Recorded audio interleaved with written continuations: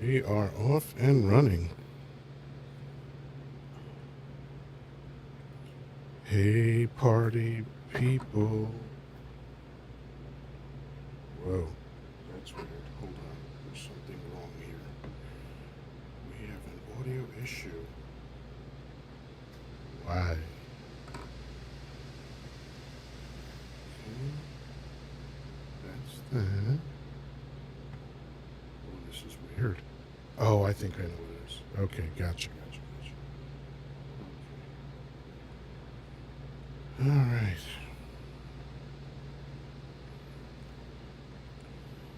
All right, trying out some new tech tonight.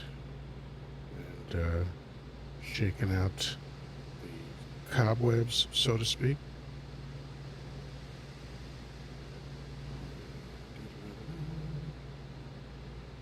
All right, people are trickling in. Hello. Get started here with some sharing out the lives. Oops. Do do do do do do. Do do do do do do. Come on, come on, come on. There we go. That's that. Do, do, do, do. All right. Hello, EV. Hello, Big Vems. Nope, sorry. Big Vern? Or Big Vem? I can't tell. I'm way overdue to have my new glasses, but while we're waiting for people to come in, here's a little something for your listening pleasure.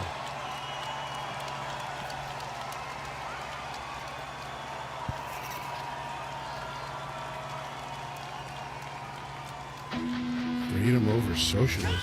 Wow. What a dumb username that is.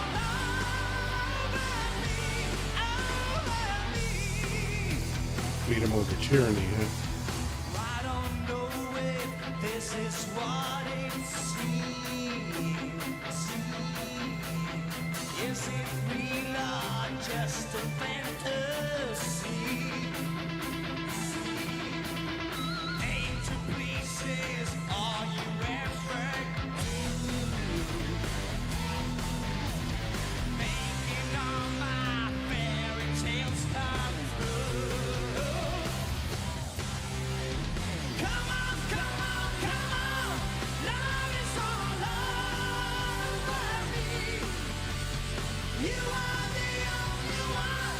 Oh, you have a delay too, huh?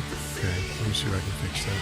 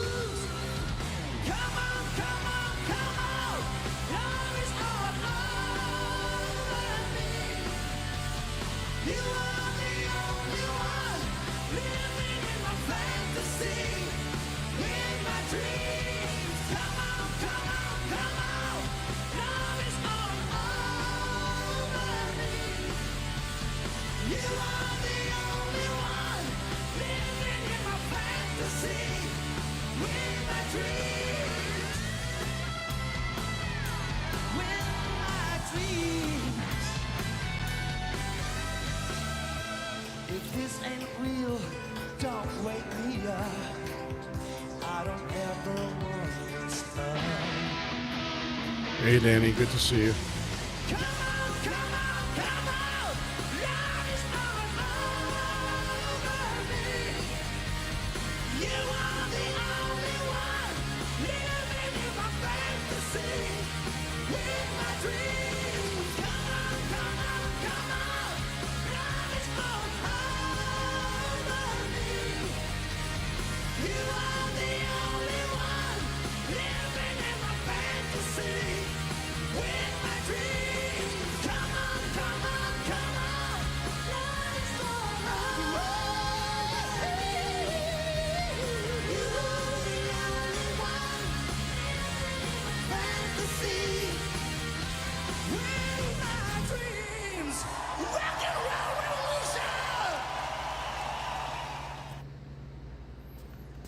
right.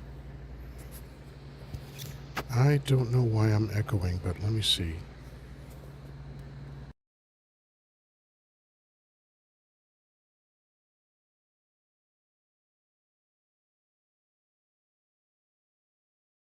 All right, did the echo go away?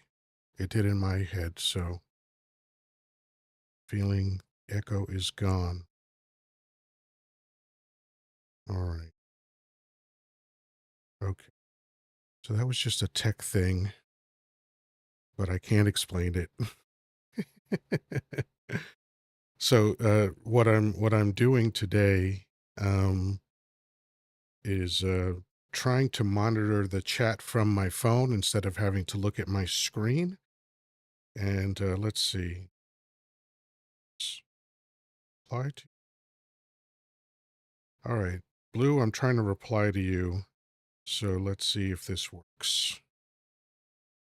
Come on, come on, come on. Love is all over me. Oh, all right. Okay, so that's funny. I replied to you, but I can't see it on my screen, but I see it here. Uh, okay, so that's fine as long as it's working. That's all I care about. So I'll be jumping back and forth for a while. So anyway, um, hi folks. This is Yoda Live. Today is July 15th, 2025, and the title of this live is "No Files Filed." You know, because we can't say the name, but we can say files. Isn't that fun? The just as a reminder, please remember to do the daily heart me, right? Because you get some goodies if you do that. You get up to like 60 or 65 points if you just do all the things. You if you leave a comment, you get like 25 points or 20 points for that. If you get like another 20 or 25 points for setting a reminder for the live. You get like 45 points for sending the heart me. So you get some goodies for doing the heart me thing. It's a good thing. So, all right. Um, oh, I am so moist from humidity. um, but otherwise, I'm good. That is thoroughly a first world problem. Let's see if I might not need my mouse.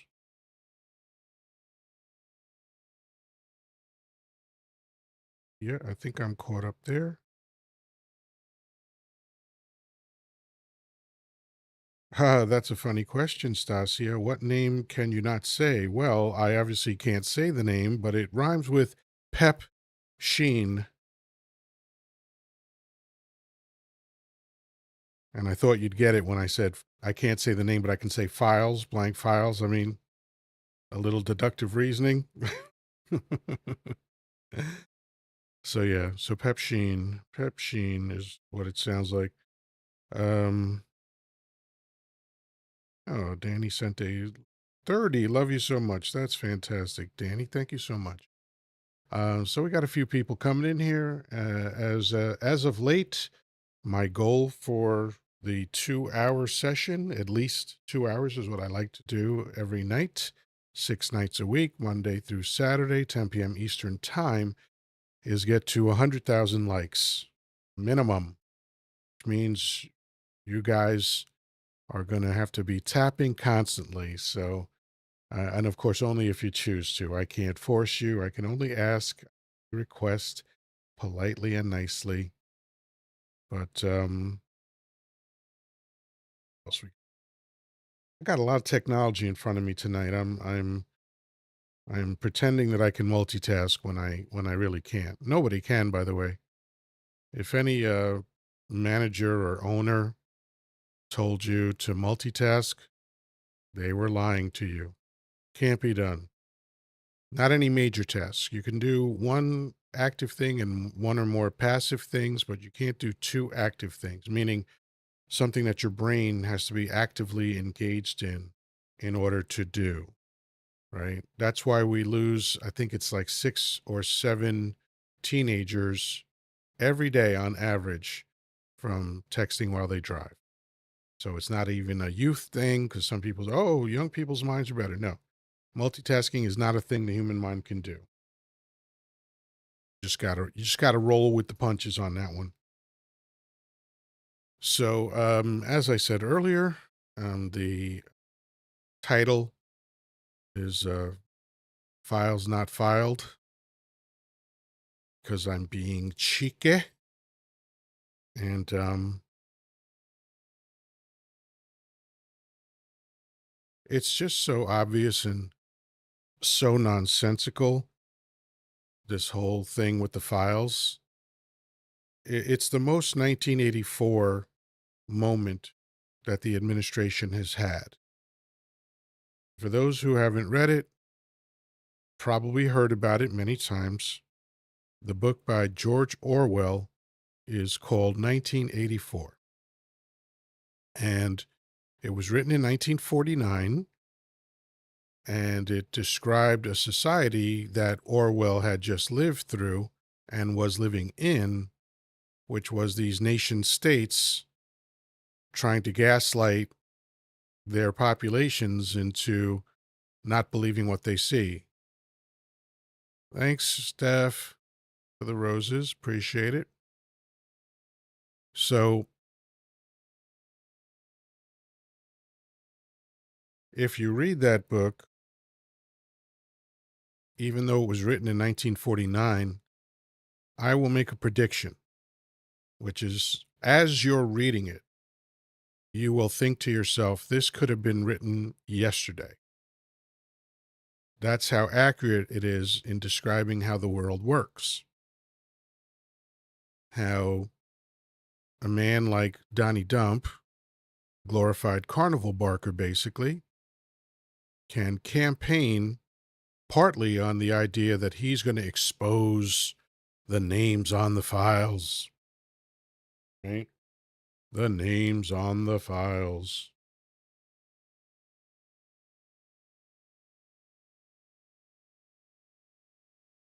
Huh, that's interesting.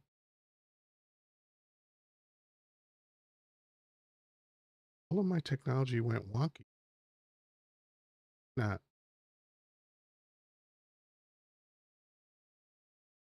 testing, testing. Okay.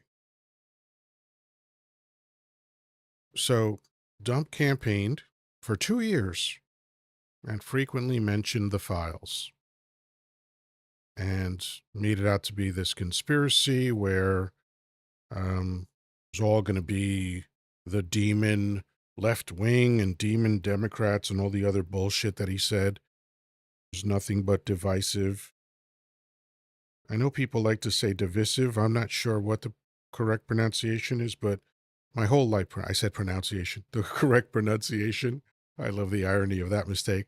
Um, the the pronunciation I grew up with was divisive, which makes more sense to me, um, just from a language point of view. Divided, that which divides is divisive. That makes sense to me. So I'm sticking with it. They've tried to do that with words over time, and I know words transmogrify, usually in meaning, but sometimes in pronunciation as well. But harassment used to be, or is now harassment. It used to be harassment. Now people say harassment. And what's funny is that if you go to the dictionary, to the pronunciation key, it presents both ways of pronouncing the word as equally valid. So I think that's the dictionary being lazy, maybe a little populist, I don't know, but anyhow, that's my own thing, my own gripe with the English language. Too many words that describe the same thing, too many words that sound the same but mean something different, like stare and stare, and the long list of homophones that exist. Anyway, what was I saying? Oh yeah, Donnie Dump. Reliably corrupt, reliably dishonest, consistently dishonest for his whole life. This is nothing new, of course. And Donnie told his followers something that his followers believed because they tend to believe everything he says, like good cult members do. And he kept telling them, yeah, we're going to expose the evil Dems for their wicked ways. You know, Epstein basically was someone who had to ensure his position among the elite. He did that by catering to their basest needs, and those basest needs very often were illegal. And that's why he went to jail, because he was engaging in illegal shit, right? And he made sure to record all of it to the best of his ability so that he had leverage over these people. That's why he was an investor with zero credentials to invest. Wealthy people just gave him money, bought him houses, all sorts of shit under the guise of investing. So the list more than likely exists, especially when people have been talking about it for so long, especially when Pam Bondi said that she had the list in front of her. And in a very 1984 moment, when asked again, she was like, no, I didn't. Nope. Don't know nothing. I know nothing. I see nothing.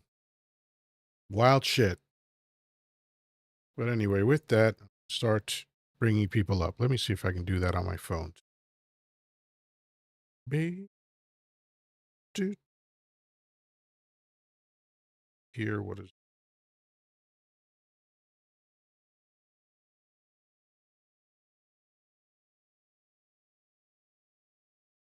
there? If I can.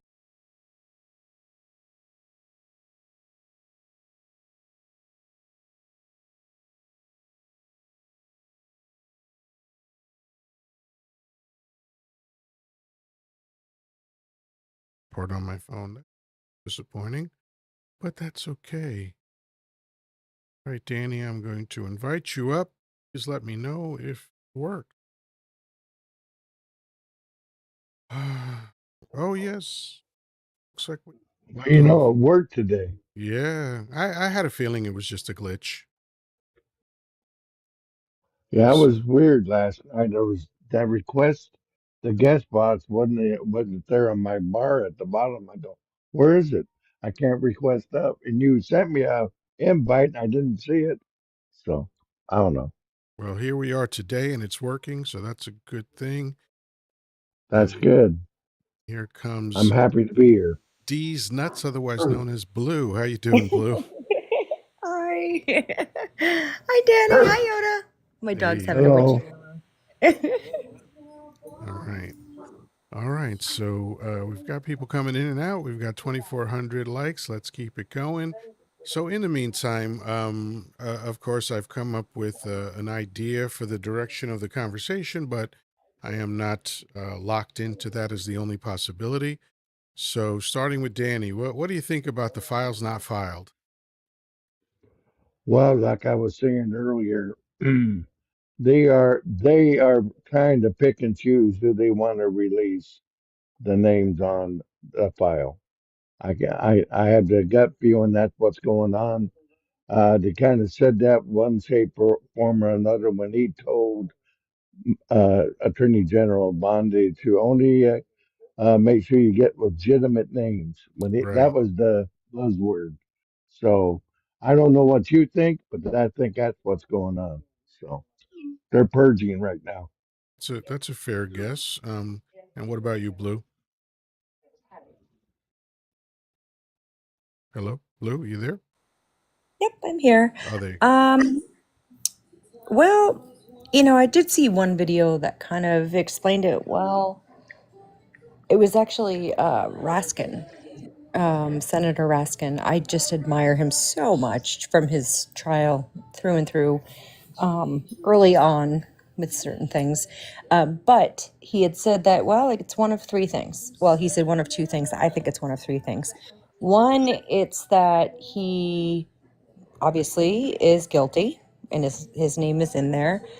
Two, he's protecting who is guilty, which would be the ones that are funding his agenda. Right. And then lastly, it's a combination of both, where it actually would criminalize almost both sides, where it would literally almost take down our government if we knew. Now, mind you, it's just a list, and the list is going to say, you know, we interacted together, or you could, anybody on that list. I mean, you have that guy, Eric Weinstein coming out and saying like, "Oh, I'm on his list because X, Y, and Z," and everybody's starting to, backpedal a little bit. But at the end of the day, I think that there's a lot of names on there, but I think it's a matter of the FBI doing their job in aligning the video that they confiscated from his house when they raided his house and aligning that to the names. That will truly that will criminalize who should be at least criminalized for doing what they did to women and children. And that's about as far as I'll kind of go on the That topic. makes sense. So, one of the propaganda parrots that has been here before says, Dump can't stop winning. Capitalizes the word winning, and as if he doesn't know what capitals mean on the internet, he puts 2 exclamation points at the end of that word, winning. And every time one of these propaganda parrots says that, and I just respond with, yeah, and you keep losing. Like, why do you care? Why are you such a simp for Donnie Dump that Real. you are celebrating his wins when his wins mean that you're losing? You know, Right? it takes a special kind of propaganda parrot to not recognize the things that Dump is doing. It's so sad. It's so sad. You know, I like mean, when you have like, it's a typical cult kind of thing where they're like the people that uh in a couple of different instances with these televangelists, this mhm, one guy, I forget who it was, like, God told me that if I don't raise X amount of millions of dollars, I think it was like 30 million or something crazy like that, within the next week, he's going to take me, right? And his sycophantic cult followers coughed up the money. Or another preacher that said God told him that he had to travel on a private jet, right? So let's cough up money for a private jet. It's a consistent grift, and Dump is the same way, and they react the same way to his endless grifts, to his endless lies. And all the while they're like, "Oh, but our side is winning." You're not on their side, man. right? There is no side. Oh, there's The a side is side. There's a side. They're just divided. not on it. They're not on it. Mhm. They're not among the elites. They're not. And Demir says, "Can we be TikTok friends? I want to give you a huge support." Maybe that Sure, means Andy. hug.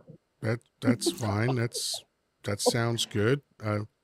You certainly don't need my permission to decide to be my friend on TikTok, but I appreciate the request for consent. That's very conscientious of you. But yeah, it's so disappointing to me. I was just on the phone with my best friend a few hours ago.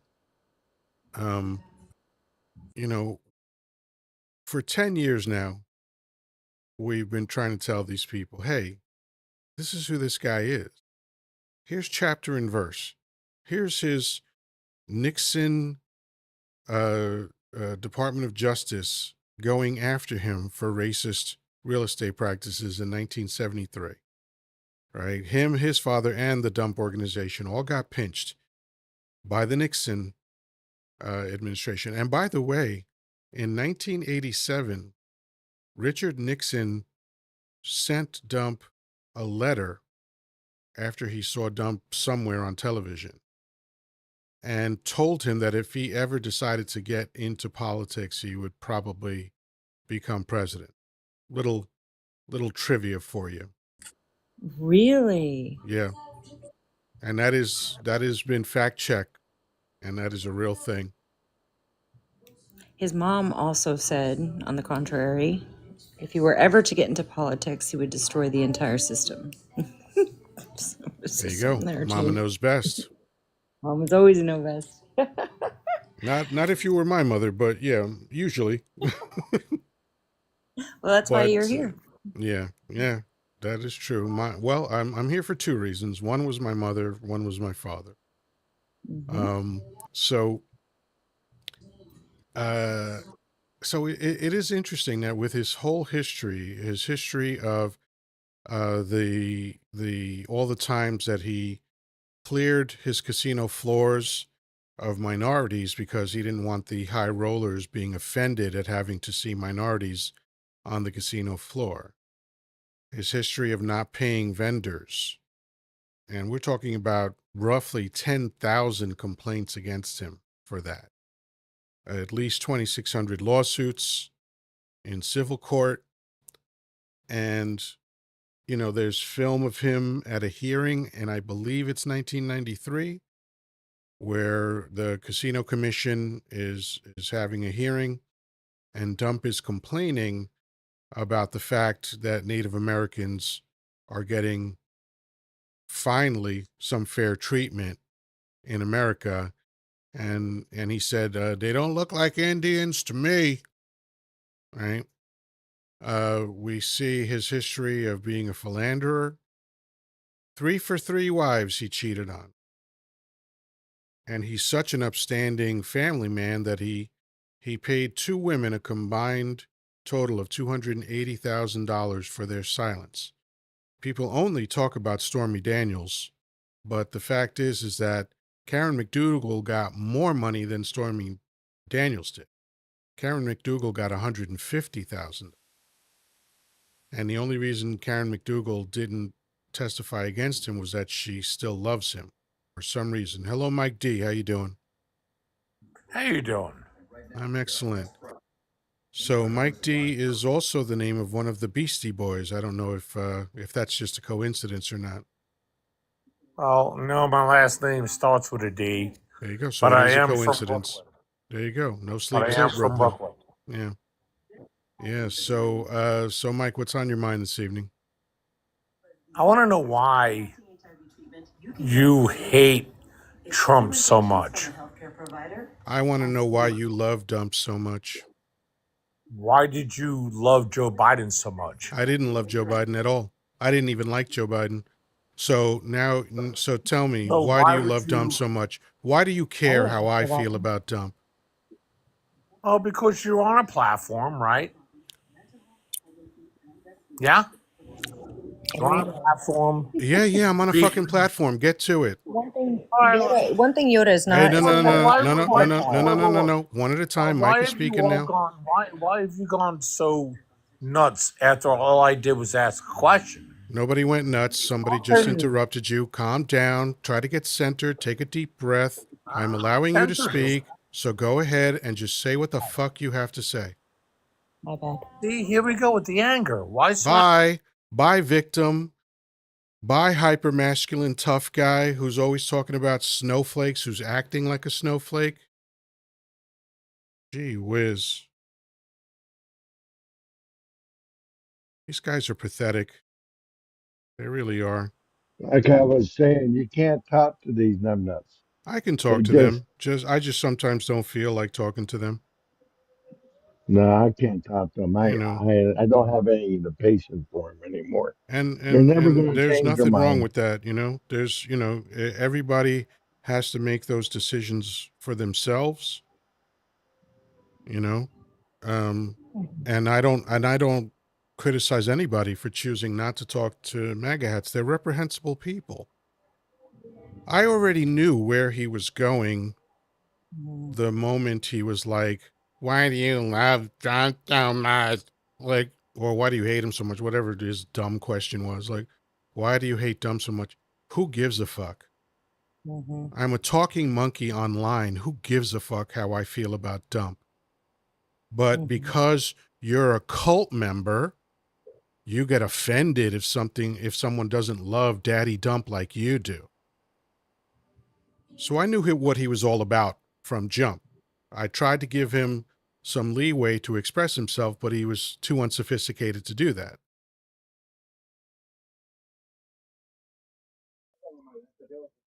Other than being a body, he wouldn't even make a good pop-up target on Rage. It always makes me laugh when you say that. But yeah, I mean, but I just love these hyper masculine men who are constantly saying, "Oh, you're getting in your feelings and you're a snowflake and all that." And then it's like, "Oh, you went crazy when I said something." Shut up. I already blocked him, so I never have to hear his dumb voice ever again. Oh, anyway. So, It Blue, is you it. just typed the effect. I don't know why I'm trying to read it on screen. I got the goddamn thing right here. So let's see. Um, the fact the Supreme Court allowed a man of convicted of forcing himself on a woman to run for president. The Supreme Court didn't have a choice about that because the Mhm. Constitution does not bar that. But here's what the Constitution does bar. Mhm. And I believe it's Section 3 of the 14th Amendment. It talks about anyone who engages in insurrection or gives um, comfort and aid to insurrectionists cannot run for public office. And that is a self activating uh, amendment, just like the part of the Constitution that gives the criteria for who can be president, right? It's three very simple criteria, right? Mhm. Natural born American citizen, at least 35 years old, and at least 14 continuous years living in America. So, uh, aside from that, it doesn't talk about crimes, but it does talk about insurrection. And the second Mhm. time Dump was impeached, he was impeached for insurrection on January 6, 2021. So the fact that the powers that be, which is why I was saying earlier on Jordan's live that this is all just cosplay. All Mhm. this, oh, there's two sides shit. No, because nobody stepped up and said, hey, the Constitution says that because you engaged in insurrection, you are not allowed to run for president. You are not allowed to be in public service. So let me take a break. There's 38 of us in here. We've been going for a half hour. We are way behind pace.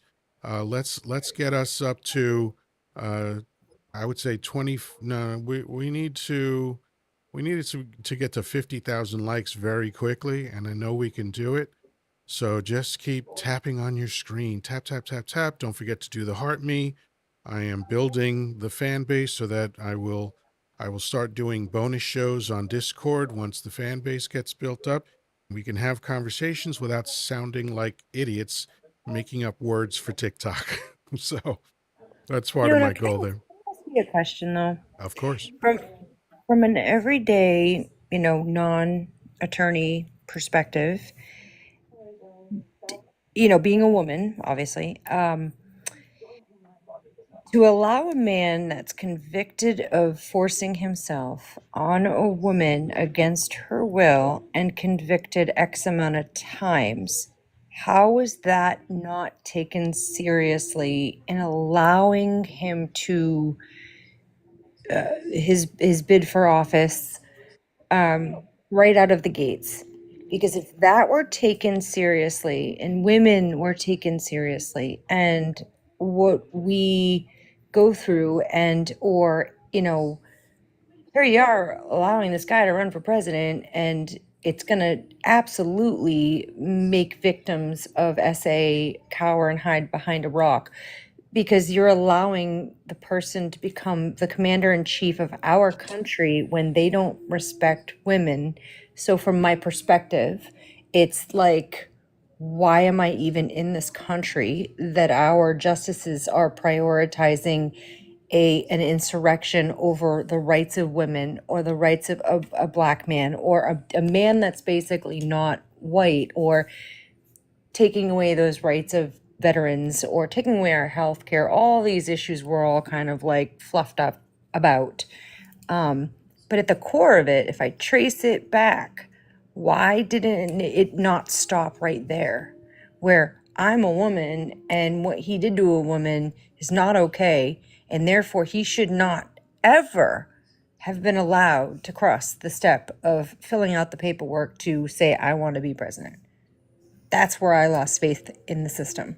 Sure. There's no insurrection bigger than the war that we try to have as women and have a voice, and that we've been fighting for many, many years. There are a lot of parts to that question, and I'm going to just address a couple of the most fundamental parts, and maybe a tertiary part as well about society. But the law is the law is the law, right? That's what my law teacher used to say in high school. Every time we asked him, Mr. Shapiro, why is this law this way? Why does this law exist? Why isn't this law written more intelligently? Blah, blah, blah, whatever it was. And after about 2 months, we stopped asking him that question because he answered the same way every time by saying the law is the law is the law, right? So if it's not in the Constitution, there's a loophole, legally speaking, right? Because there's two parts to that question, because there's the legal part and there's the societal part. So right now I'm just focused on the legal part. And with regard to his convictions, we need to be very clear about what those were. The 34 count felony conviction was in criminal court, right? And that had nothing to do with the E. Jean Carroll case, okay? What that had to do with was business fraud, fraudulent business records, which by themselves would have just been a misdemeanor. But because they were in furtherance of other crimes, or at least one more crime, all they had to do was be in furtherance of at least one more crime, or at least one crime rather, and they were in service to about 3 different crimes, right? One was, falsifying business records. The other one was tax evasion, because the way they paid Michael Cohen, um, they were defying IRS laws, and the other had to do with campaign finance, right? And the jury just had to believe that at least one of those 3 laws were facilitated by the business records law, and that's what got him 34 convictions, because he wrote 34 checks and made 34 false entries into the books. The E. Jean Carroll thing was civil, right? So, and that wasn't those civil cases were not for the issue of grape. They were for the issue of defamation.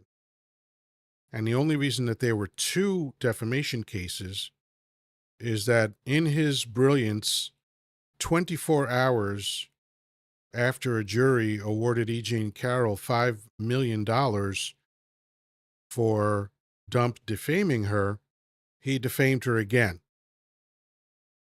And then they took him to court again. They won again. And that's when they hit him with another $83.5 million. Okay. However, those 2 cases have nothing to do with one another. And unfortunately, the time had run out a long time ago for her to address it in a criminal court. So she had to address it in a civil court, and she rightfully did, and she rightfully won. None of those two things, legally speaking, is addressed in the Constitution. So, good, bad, or indifferent, if there are loopholes, there are loopholes. And I cannot fault anybody for taking advantage of loopholes. If the law does not encompass the behavior in question, then you're out of luck legally, right? So because the Constitution only refers to insurrection, and there may be other issues, I'm not sure, but with regard to what would bar you from public service, the only thing that I was disappointed about was that the insurrection didn't bar him from public service, because because there are constitutional scholars that came on and say, this is a self-activating provision in the Constitution. Like I said, just like you have to be 35, you have to be born in America, and you have to be here 14 years.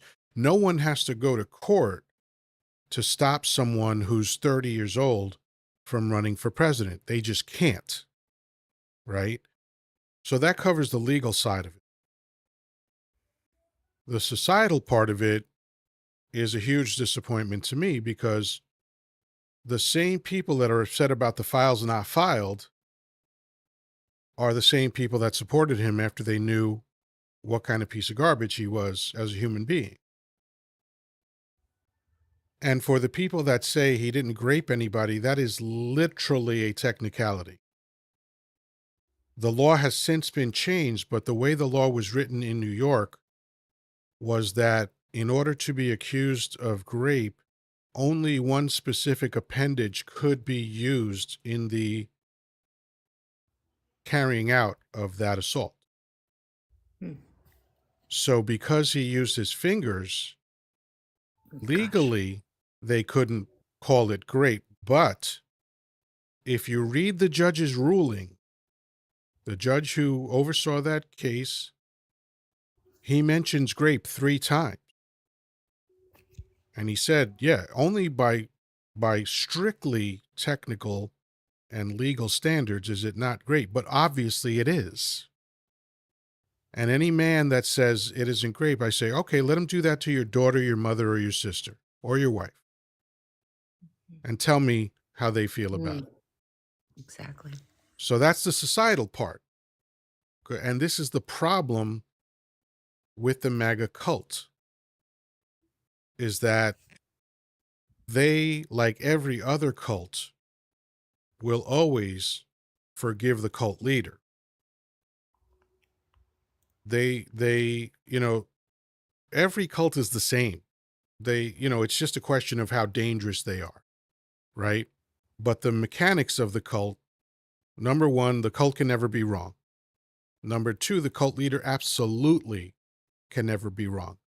That's why you see MAGA hats on social media pretzel logicking themselves into insane knots, trying to justify and defend the indefensible.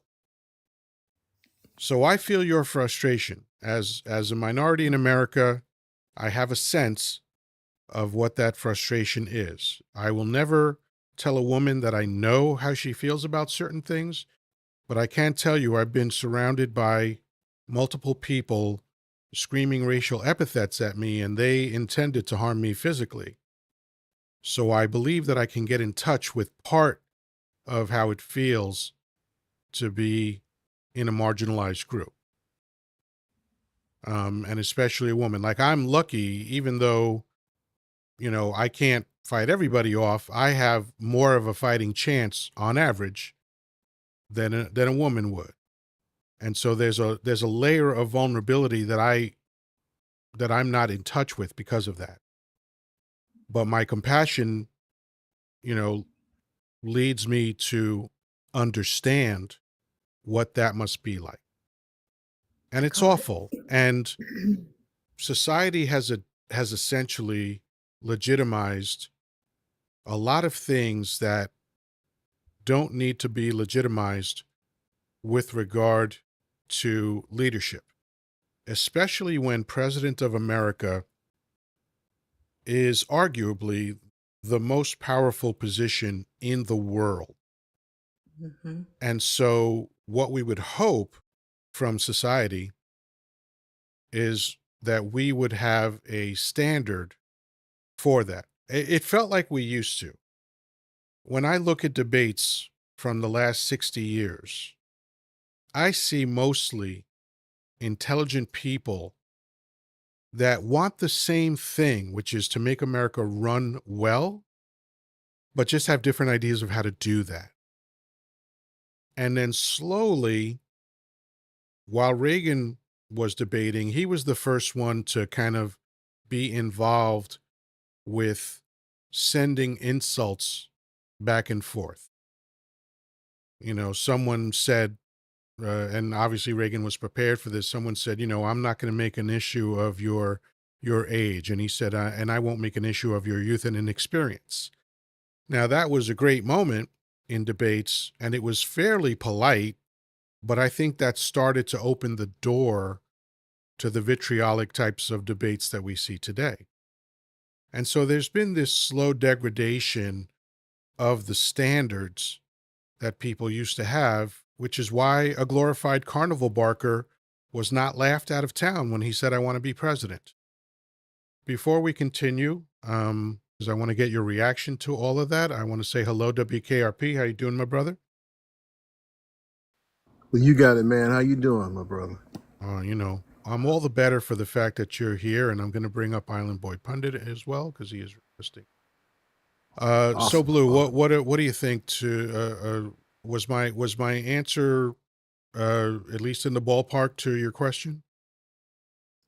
Absolutely. I think that there's this, I call it the BP. It's the bullied perspective.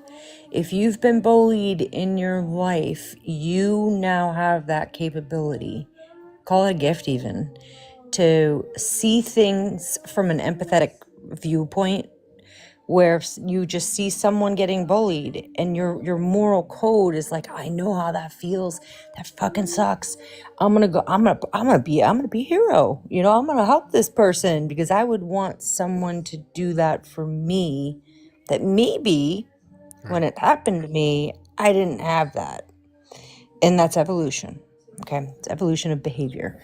And so I respect, and actually in everything that you speak on, one, it's a safe space, because you will call out a bully even if you disagree with the person they're bullying, and that's a safe space. That's fair ground, if you will, Yeah. because you have that enlightened perspective. So one, thank you for that, and I think that a You're lot welcome. of us, oh gosh, it really is a deep gratefulness, but a lot of us have a lot of frustration and we tend to take it out on the wrong people.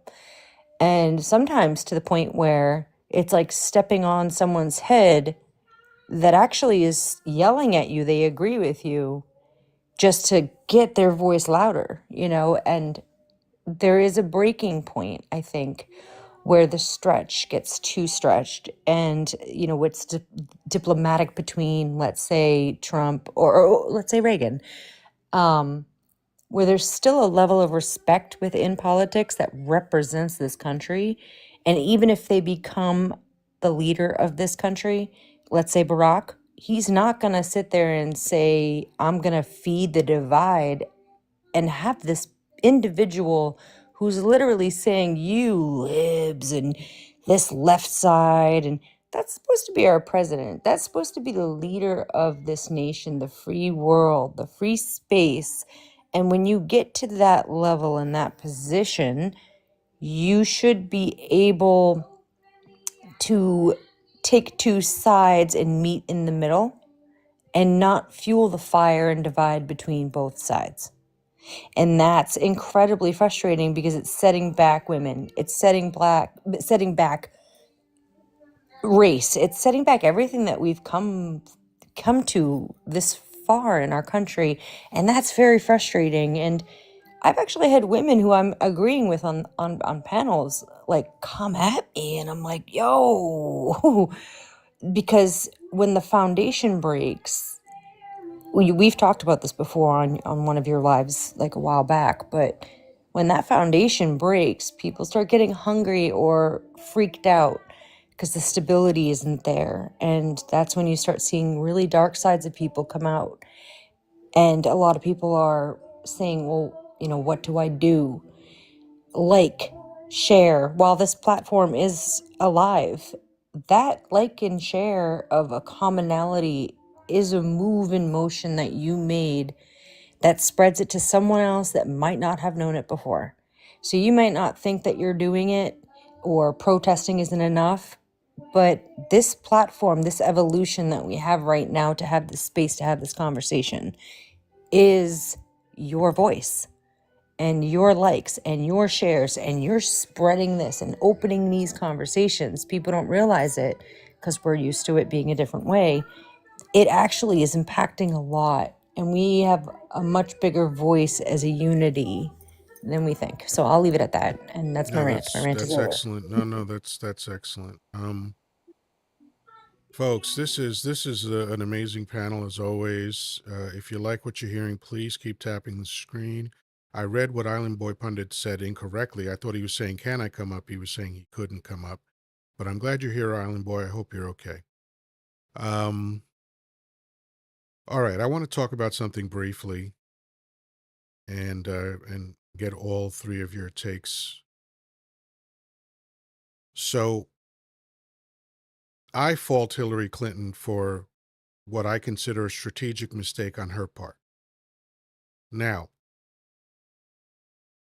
one thought I'll share before I launch into the substance of this is that I reject when anyone says America's not ready for a female president. Because in 2016, 2.89 million more Americans said we want her over him. So America was ready for a female president, but the bullshit electoral college prevented that from happening. Right? But here's where I think she hurt herself in two ways. I think as she got close to the finish line, she let her foot off the gas. That's not anything I have evidence for. That's just how it felt to me. The polls were so overwhelming. The projections, even from Nate Silver, was like 90.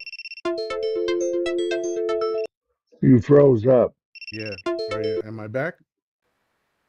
Yeah, Am you're I Yeah, back? back. I you're see Okay. back. you, bro. Yeah, this is the shit that was happening the other night. That's But funny. it, But it, anyway, it's froze again. yeah, that's fine. Yeah. You So, froze again, yo. oh, Okay. okay. So I'm going to just keep going, and we're not going to worry about if it freezes.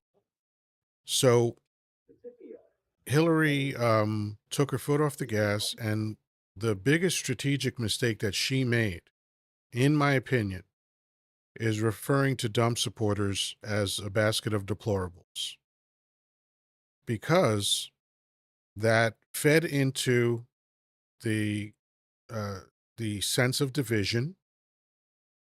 And like I've said many times, and I will keep saying, when you are running for office, you have one job, which is to get people to vote for you. And if you're smart, you'll take people that disagree with you and engage with them so that there's a chance you can peel off some of those numbers and turn people in your direction. And calling people deplorable is not going to get you there. It's literally going to guarantee that they stay entrenched in their position. And I know people don't like me blaming Hillary for anything. I don't give a fuck. I'm going to call it as I see it. I never liked her as a candidate anyway, but I obviously voted for her because compared to Donnie Dump, a bag of wet hair is a better option. But Democrats Democrats need to start to take ownership of how they communicate with the public, because it's not as effective as it needs to be. And I don't want to hear Democrats whining about the very obvious fact that the MAGA party and the Republicans were lying. Of course they were lying.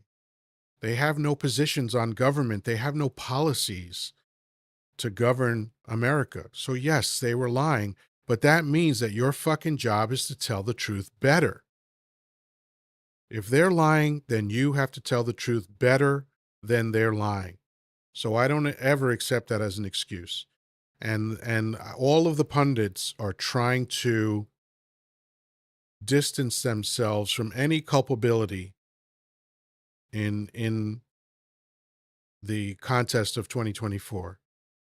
And in my opinion, they're wrong to do that. And if they don't snap out of it, they're going to keep getting the same fucking results. So let's start with Danny. What do you think about that, Danny?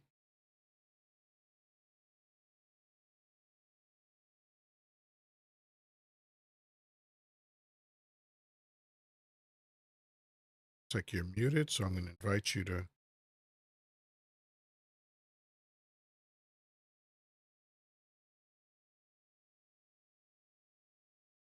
Is anybody still there?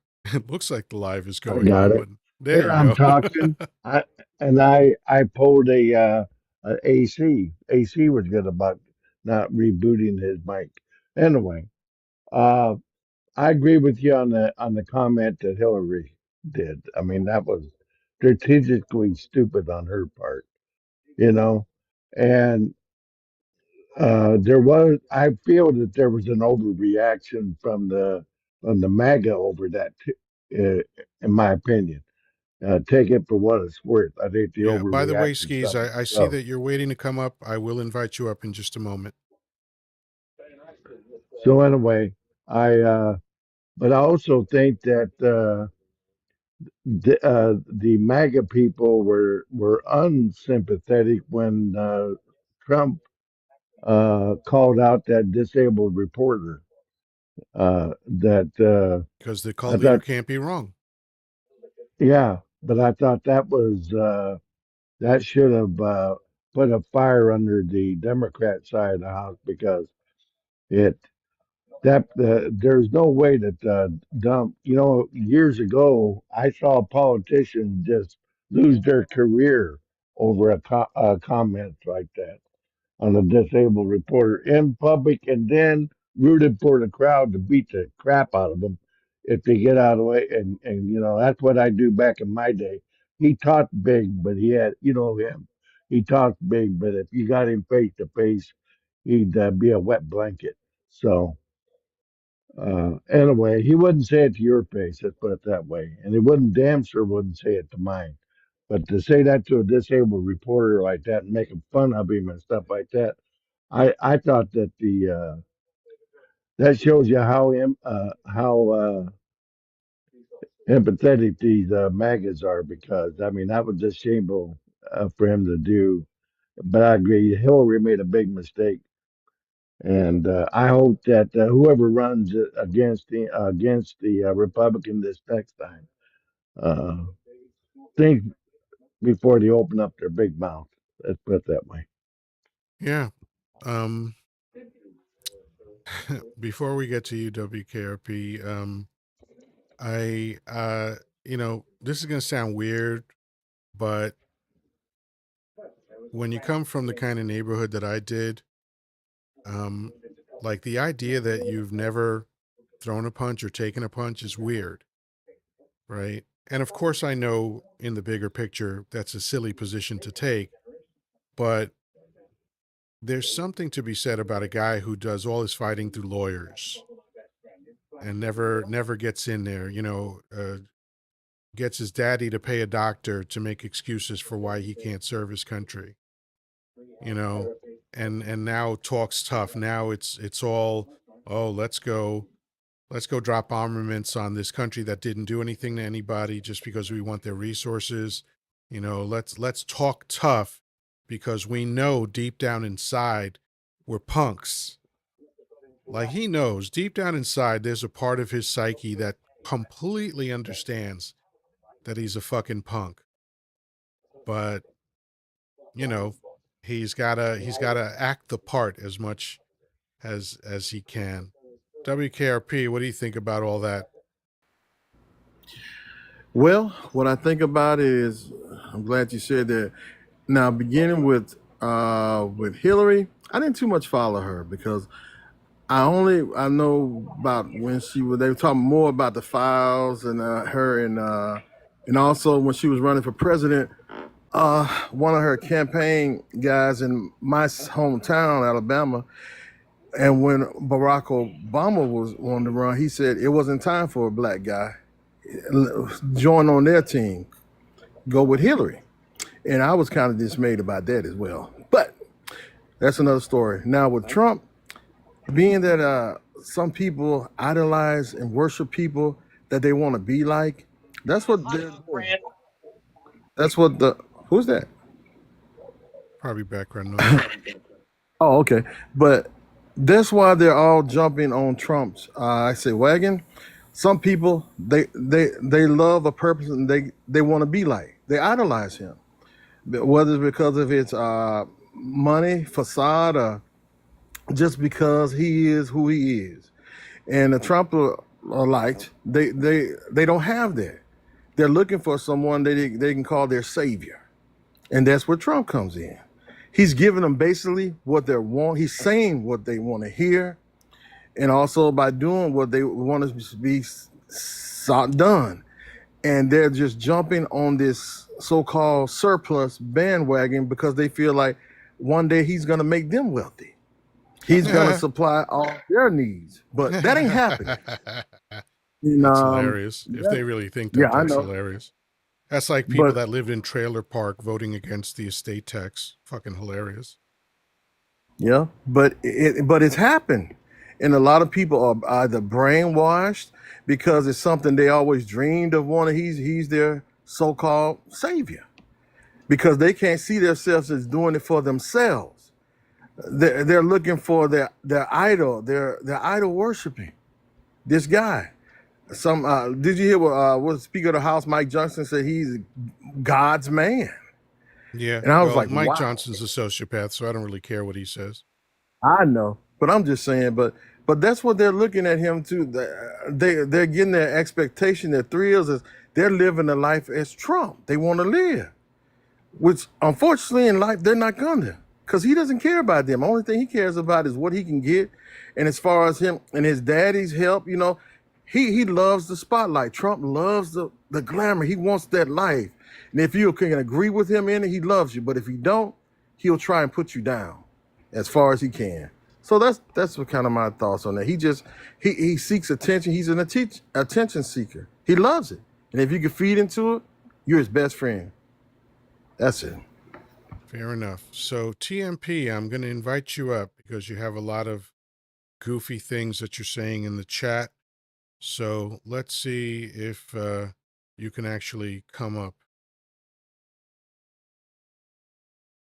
Let's see if you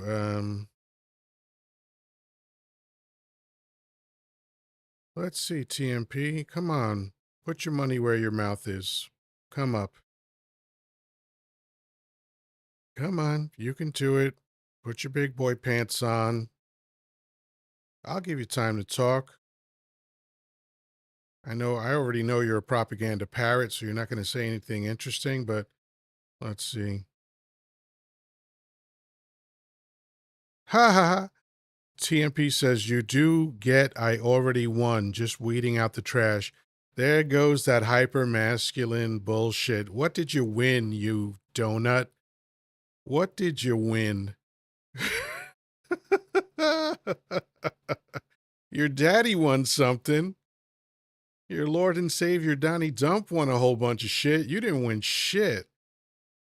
But you're not coming up. Oh, what a surprise, Danny. One of the limp MAGA hats decided not to come up, so I'm blocking him because I don't want to hear his stupid face anymore.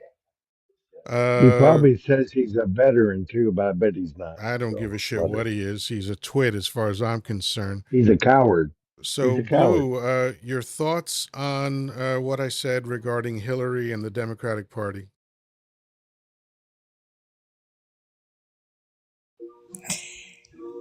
I would say, hang on a second. I had to turn my music down. When she said deplorables, even if you were on the right or left, it was saying, I'm higher. I'm higher than you as a human. And that rung me wrong, and you'd never hear Obama. And I just admire Obama when he speaks, and actually knew his speech writer, but even his delivery was just, I mean, you need a leader that's together and has your back for the most part, majority of the part of time. Um, that is someone I admire, and they're consistent. And when she kind of went off that tangent as her knee jerk reaction, it showed stability wasn't there, and that maybe she was probably likely influenced by something much grander or whoever was investing more. So I agree with you. And again, I always preface my position as I'm independent. I have blue in my name because I like to farm mushrooms of all different sorts. But I am Democrat. But at the end of the day, I don't contract really. I will choose the right candidate. And right now, whoo, child, I don't see any hope for, I mean, the recovery that the Republicans are going to have from this. May it be a chess play from Democrats, knowing this is what's going to happen. I don't know, but it's going to be really tough for them to come back. And again, to not digress too much, but with what you said on deplorables and Hillary, you know what?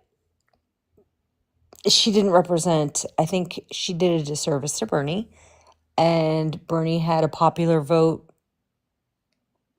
for a reason. He actually is probably one of the only politicians I've seen fight for civil rights behind those lines, those true lines at protests.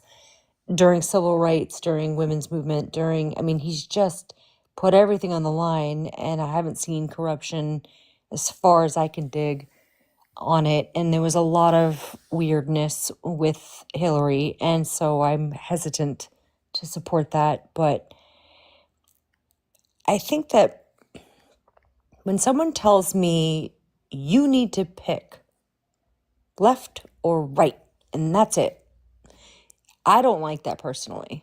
That puts me up against, a corner, caged, and it makes me feel really uncomfortable. I wish that there was a common ground of humanity that, okay, both sides can at least agree on.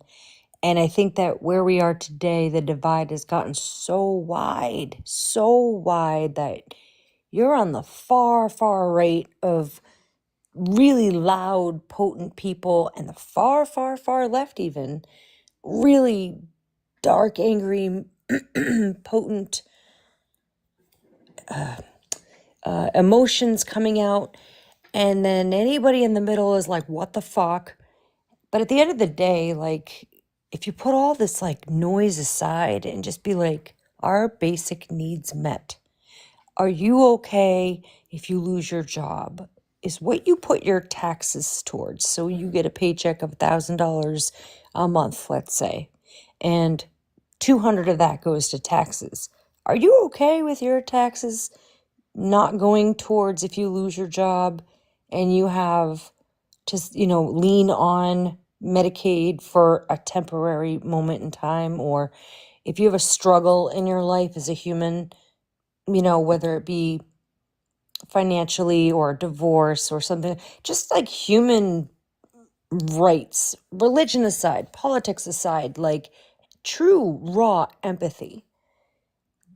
That's where I tend to be more focused on. And unfortunately, both sides have become so political that humanity itself is become lost.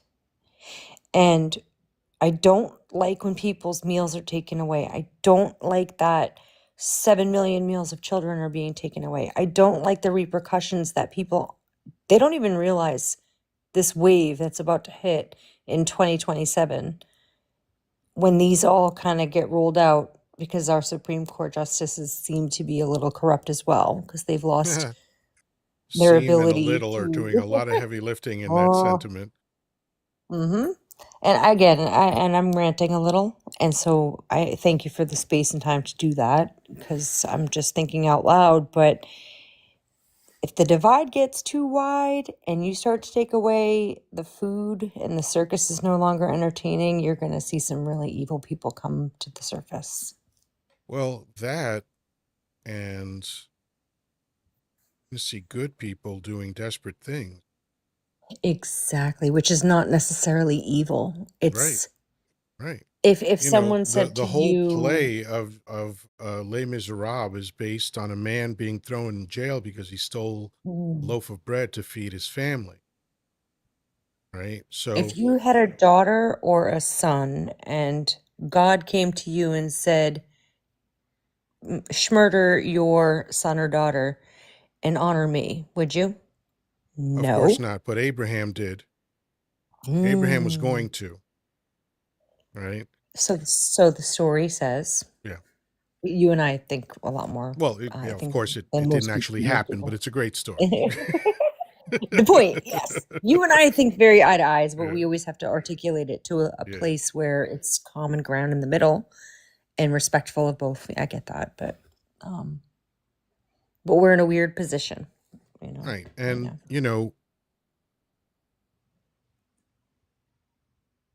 this this leads me down a path of considering the concept of uh, deontology.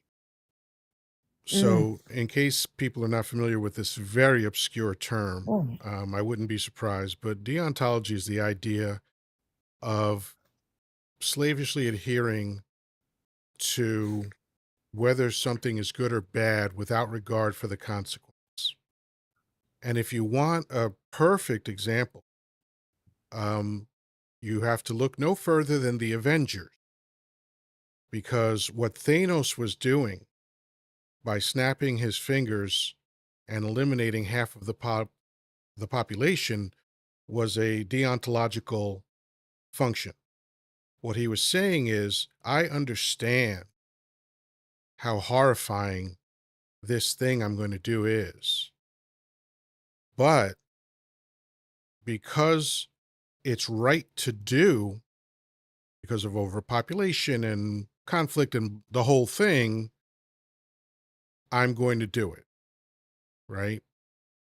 And so what we have right now is the inverse of that.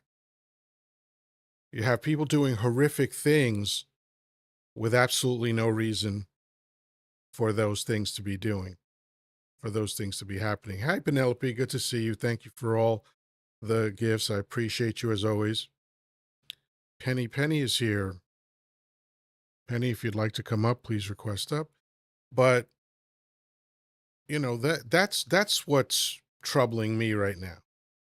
What's troubling me right now is none of what's happening at the hands of this outrageously corrupt crime family who is calling themselves an administration. None of it's necessary. None of it accomplishes what they claim these things accomplish. Getting rid of immigrants is not making you safer. It's not giving you more work. It's not giving you more money. It's actually taking a big chunk of money out of the economy that helps the very people that hate immigrants. And again, for anybody that doesn't know, immigrants pay into EBT, Medicaid, Medicare, Section 8, and Social Security, and they cannot benefit from those programs. And who takes advantage of those programs more than anybody else? People in red states. So the very people that hate immigrants need to be thanking immigrants. But racism is not logical, right? But it is amazing to me that so much harm, so much trauma is being inflicted on people right now, and there's no reason for it. Giving tax breaks to the wealthy while people literally starve, while people literally will expire because they can't get medical care, while children go hungry in school because they're not going to be able to get school lunches, and their parents just don't have the money for an extra meal in the day. Veterans not getting the care they need is just an abomination. It is a crime against humanity to take people that put their lives on the line like Danny, who broke their bodies like Danny, who have to carry in their psyche the horrors of unspeakable thing by fuck you, you're on your own. Yeah. Like, wow. What the fuck are we doing? What the fuck are we doing, honestly? What is this about? Like, what team are you on if you're not on Team Humanity? So we have a new guest. That is, I think, Tammy, is it? There it is, Tammy. How you doing, Tammy? Well, I have known better years. Haven't we all? Thank you for that, and thank you for bringing me up. I do come with some level of expertise in one area at least, which is Social Security, Medicare, and Medicaid. Excellent. And I can and want to desperately speak on that um, as we are preparing for the influx of devastation that is coming with people being released. Does that make sense? Sorry. Does. And please take time to air out the idea. Okay, right. So I don't want to monologue or colonize. Right. I'm inviting you to monologue, so please go ahead. Oh, bless you. Okay, so I've been in this industry now for 16 years. 16 years. Before that, I was in the semiconductor industry for almost 30 years. So I'm an older gal. I got involved in this in wanting to educate people, right? Because here in America, with our Social Security, our Medicare, our Medicaid, we are not educated on how to use it, right? We have to figure it out or not get it, lose it. What's happened? Here's what's happened in with Medicaid, and I can go into as much detail as you want with Medicaid, right? But one of the big structures are they've reduced the dollar value because Medicaid, which is financial assistance for our medical benefits, so they have reduced the income qualifications down to $17,000 a year, which of course, if anyone could look at how anyone survives off $17,000 a year is insane. And then with Medicaid, well, and that's not only, by the way, with Medicaid. Now, you have to submit every 6 months. Every 6 months, you have to re-qualify for Medicaid. What it has always been before is every 12 months. And if you miss, and most people do, by the way, I can tell you how many clients I work with, my brother, right, that fail to even know that they are requalifying um, based on the information that is provided them, which is not clear, which is why I got involved in this. It's because I beg our government to help educate our people on what needs to be done to do things and what resources they have available, but they really don't do that. They really don't. So that's Medicaid. So now, starting October, it starts in October. Every person must requalify every 6 months. And if you miss submitting your application, you are kicked off. Kicked off. This includes, of course, everyone who officially qualifies, including our veterans who have served this country. And then Medicare. Just to touch on Medicare, right? What they've done is they have suspended the protections of their regulations for 2027. What that means is that in suspending their protections, there is no longer, come 2027, there are no longer protections of what Medicare will provide. I want everyone to hear this because me being in the industry now for 16 years, right? To not have and keep in mind, I hate my brother. I hate insurance companies.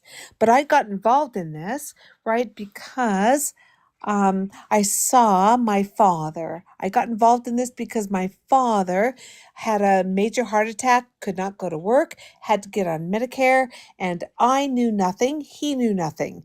And because they did not help guide us in what would protect us, my father, he lost his home, he lost his car, he lost everything. His last years on this planet were struggling. He was one of those people, do I take my medication or do I eat cat food? I'm not kidding, right? Yeah. This is not a joke. This happens. And this was with what is happening and what will happen 2027, right, for Medicare people, and not counting Medicaid, because that's a whole nother trauma that, of course, we'll talk about. But for Medicare people, they won't have access to medication. They won't have access to hospitalization, right? And because their protections that have been in place for decades have been removed in this new big, beautiful bill, right? It has been removed. I want people to know that um, because most everyone here who can hear me, right, who knows us, has people dependent on that. Yes? Am I Yeah, wrong? absolutely. We will see people pass away in their home, in the apartment, and in the street. We will see that. And how anyone can support that blows my mind, right? Let alone what's happening with Medicaid. And I'd like to touch on Medicaid too. Oh, forgive me. Let me shut that off. Forgive me. No worries. I'll, because I do advocate, right? I open my phone, I open everything, right, to help people. What's happening with Medicaid is, of course, the dollar value to qualify has been reduced $17,000 a year is what it will take to qualify for Medicaid now. Who tell me anyone on this planet, right? I don't care where you live, earning $17,000 a year is going to survive, right? But the government now says if you earn $17,000 a year, you are middle class. My brother, tell me, $17,000 a year is labeled as middle class now. Is that It's insane. And not only, let's say you make $16,000 a year, you will have to now apply every 6 months. Every 6 months. And if you miss one application process, even if they don't have the staff, and keep in mind what I'm saying because they have reduced the staff. They have reduced the staff. And so it takes up to 6 months. Now, it used to take up to 3 months. Now it is taking up to 6 months to process an application. So if you submit an application and it doesn't get processed for 6 months, you have no option of getting benefits. And that's somebody who makes less than $17,000 a year.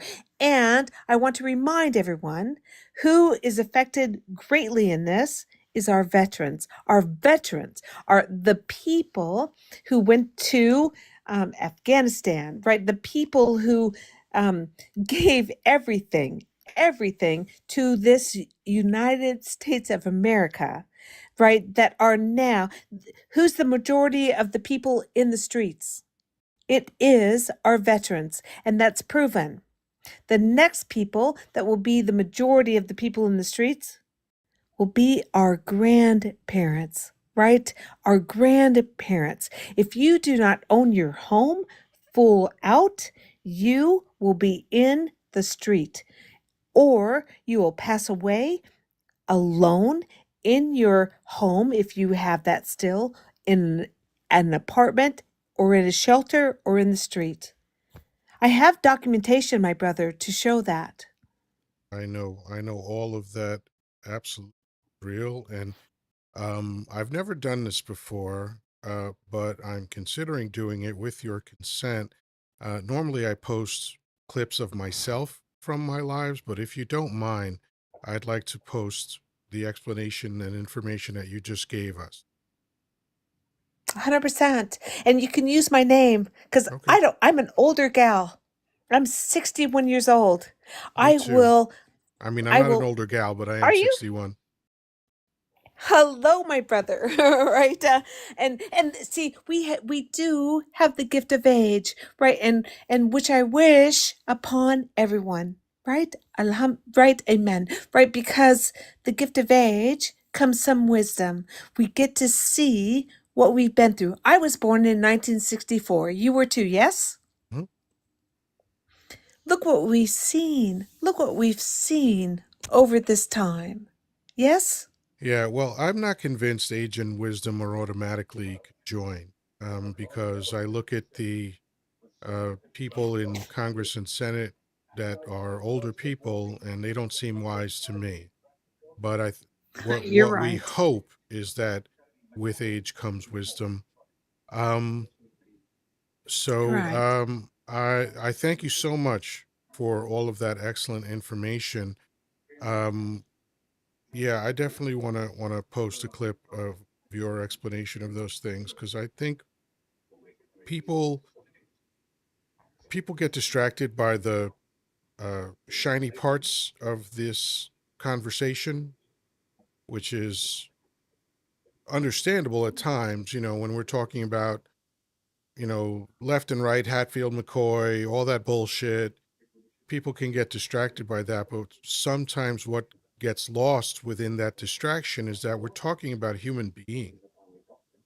We're talking Yes. about the fact that with USAID gone, you're looking at 4.5 million people a year perishing because that's how Yes. many people they saved on average every year. That's Most astonishing. that is. Absolutely astonishing. And It's I true. want and while you were talking, I was reminded of that camp Poland back in the 30s, the most famous camp, I know what you're and saying. what they had on the gate. They said, I "Work know. will set one free." So that level of cruelty is what we're seeing now. We're telling people, we know you're vulnerable, we know you're old or injured or diseased in some way, organically through no fault of your own, good luck to you. You know, Or hey, or if work. you can't afford all this shit, work for it. Right. Pull yourself up Because by they're your now forcing them. bootstraps. Right. And here's the catch 22, which is a very sinister aspect of all this. Many of those people who wind up able to work and do go to work will now make too much money to get benefit, but will still Right. be really fucking poor. Except for, keep in mind, they have blocked DEIA, right? So if I'm disabled and on Medicaid, but now forced to work, right? Because that's one of the characteristics of this new bill, right? Is that I'll be forced to work if they, and see, here's what they have not defined. And I want everyone here, I want everyone in the world to understand they have not defined able bodied. You hear what I'm saying, brother, right? Mm-hmm. Yeah. Because that's And part of the that's not bill. accidental, obviously.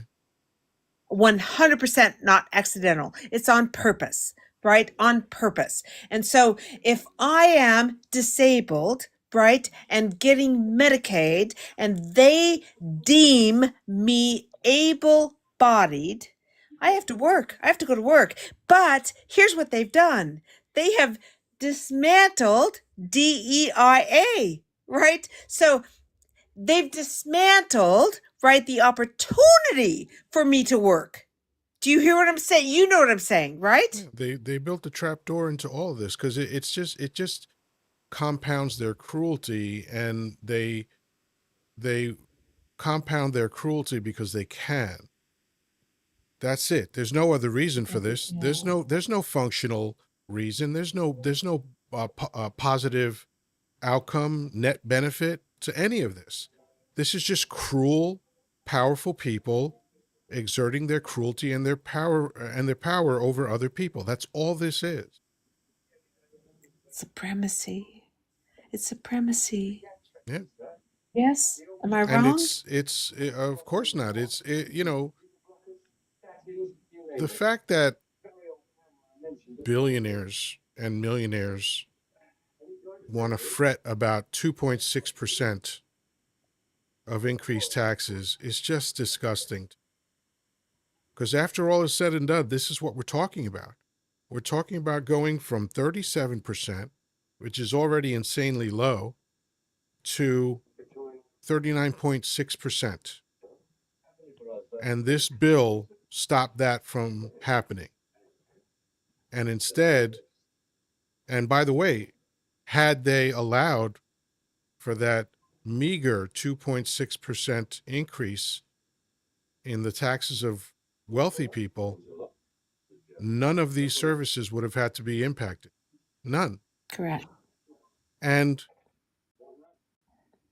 I think everybody could figure out mathematically that when you're a millionaire, 2.6% is virtually meaningless to you.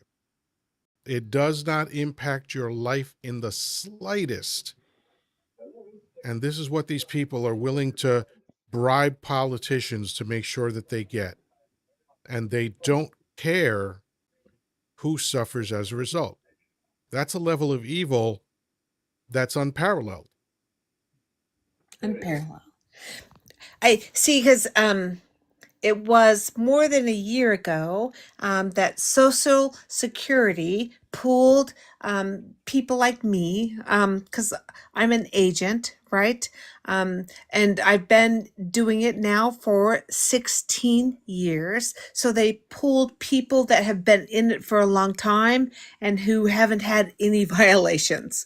And they sat us down and they said, look, Social Security is only solvent until 2035. And so, what can we do to save it? Right. And hear me out, right? Yeah, Because no, I I'm having raised a my hand. tangential thought about this, but go ahead. I know. I raised my hand. I raised my hand, right? And keep in mind, I'm a whitey woman, right? I raised my hand and I said, because I've been in this for 16 years, raised my hand and said, when will the military pay back Social Security what they borrowed from them Thank on you. a napkin, right? Decades ago, if they would pay back what they took from Social Security, we would be solvent, right? We would be. So when will that happen? How do we make that happen? And do you know what they did to me, my brother? They said, okay, you, next question, next question. I was nobody. I was shut down. But here's what that tells me. Here's what that tells me. You know what that tells me. You tell me what it tells me because I know what it tells me. It tells all of us. Yes? I mean, you know, they're just, it's just evil people doing evil shit. I mean, not to put too fine a point on it, but that's what it is. Tammy, again, thank you for giving me permission to use your segment of the conversation. I sincerely appreciate it. We're gonna start winding down, but of course, you are welcome anytime. I'm here Monday through Saturday, 10 p.m. Eastern time.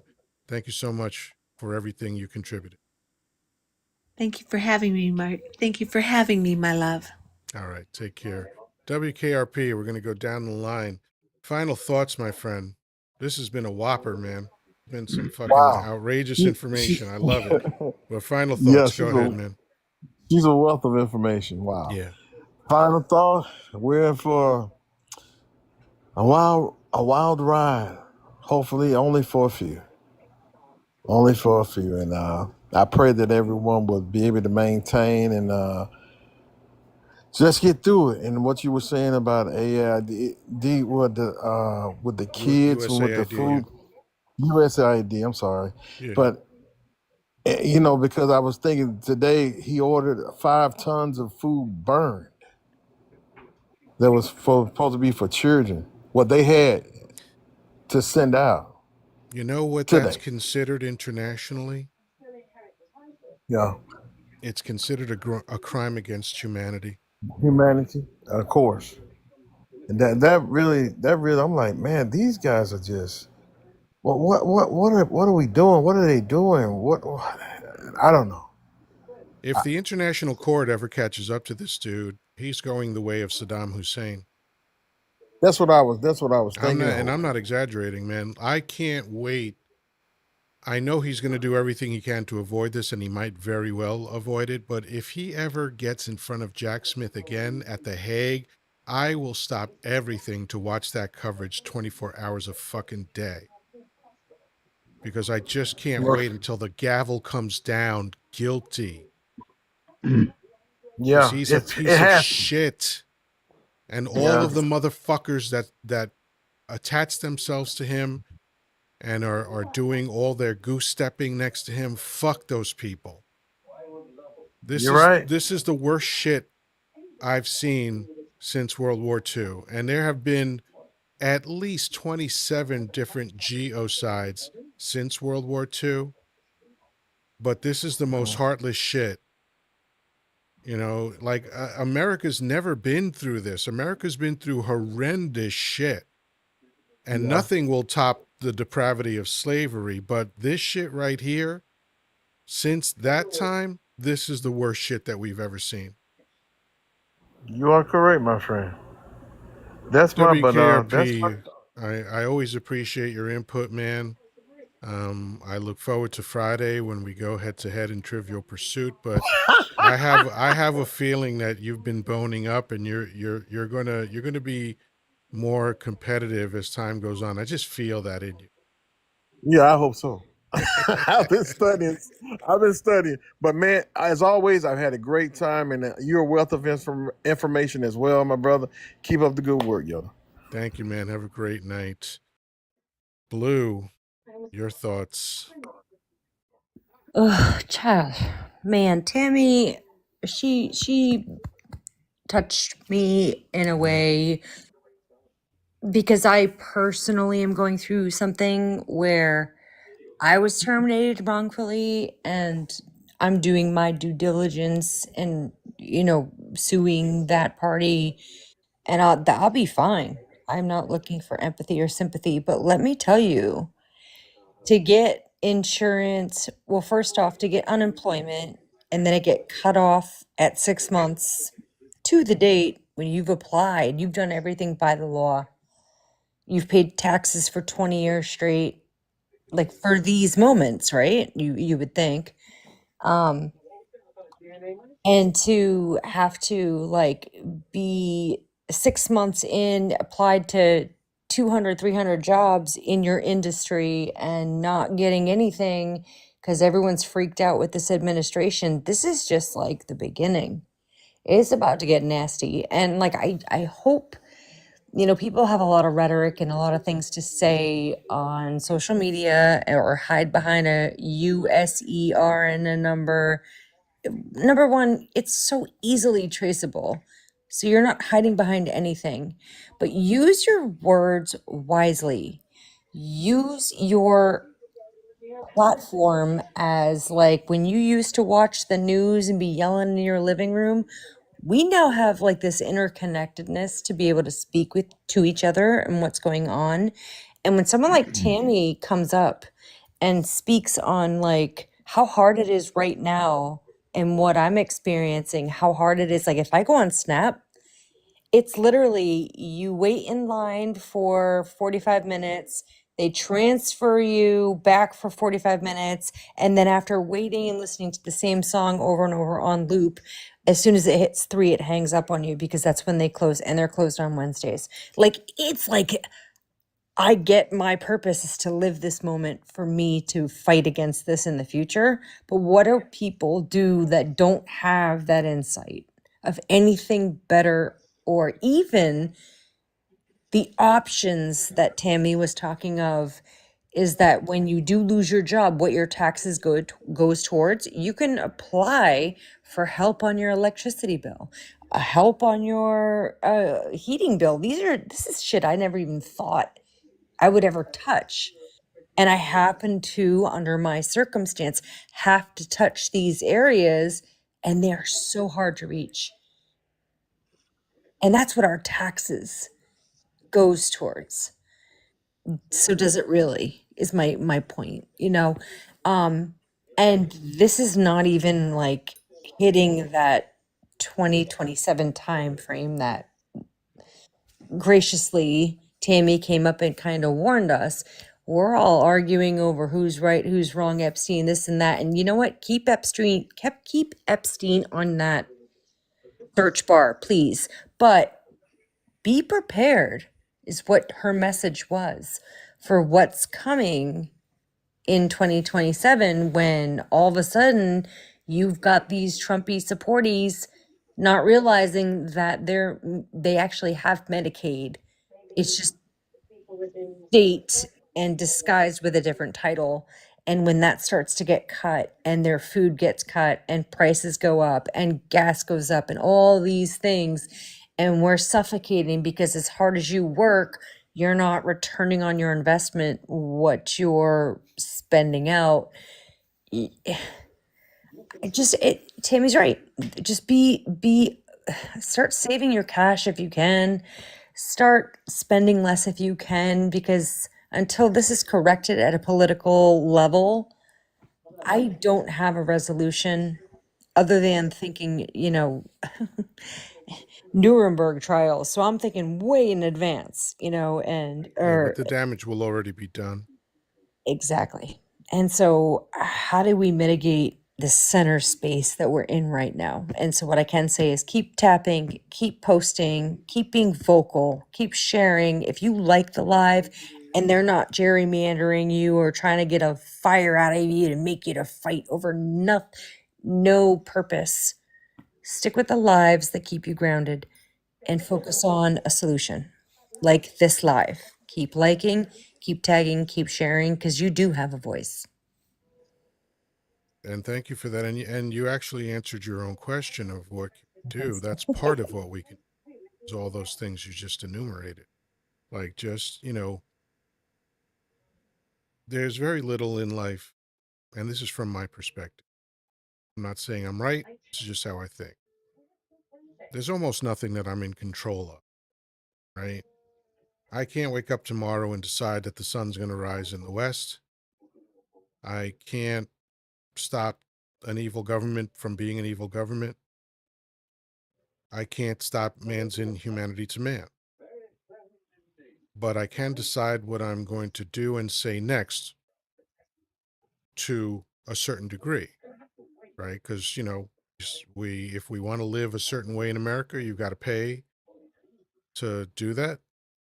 And so that's part of the stuff that I don't have choice about. But like the poem Invictus reminds us, is that whatever they do to our bodies, they can't have our spirit. They can't touch our spirit. And I refuse to let these people take my spirit away from me. And I know that sounds a little grandiose, but it's also sincere. They don't have the power to make me unhappy. They have the power to make my life harder. And they've been exercising that power for as long as I can remember. But they can't affect my heart. They can't affect that I'm a caring human being, that I'm a loving human being. Only I can make that decision to give that away. And I just refuse to. And that's how I triumph over all the madness, and I don't want to wax poetic, and I don't want to be unrealistic. This shit is awful. But there's a difference between your circumstances and your inner world. And for those that have been listening to me for any length of time, I'm a pragmatist and I'm a realist. And sometimes it sounds like I'm shitting on people's good ideas or whatever. I No. just have read so much history that I know that a lot of what we're talking about will amount to nothing. Like Shakespeare said, sound and fury signifying nothing, right? However, that doesn't mean that I want to discourage anybody from fighting. I don't. I want to do the opposite. I want to say, if you have a voice, lift it. If you're too afraid to talk, give your idea to someone else and have them Mm-hmm. lift your voice. That's part of my role where I volunteer at a nonprofit. It's basically for democracy. It's a nonprofit. It's represent.us, represent us. So if you go to represent.us, these people are fighting for justice, fighting for democracy and decency and all that kind of stuff. And I'm one of the captains of the social media team, a volunteer position, but I'm happy to do it. And I've told people, I know, because I've been a professional communicator since 1980 fucking 4. Okay. Clearly. You're And good. thank you. And I know how terrifying it is to speak publicly. I know how terrifying it is to have all eyes on you, be the center of attention. Some people are mortified by that idea. So much so that in national polls of people's greatest fear, life ending is number 2 and public speaking is number 1. Mm-mm. Okay. So Truth. as part as captain, one of the captains of the social media team, whenever we have monthly meetings, I say to people, don't feel bad if you're afraid to do this. Give me the idea. I'll do it for you. And all it takes is my time, and I'm a volunteer because I'm willing to give that. That's my most precious commodity, and I'm going to spend it where I will. Right?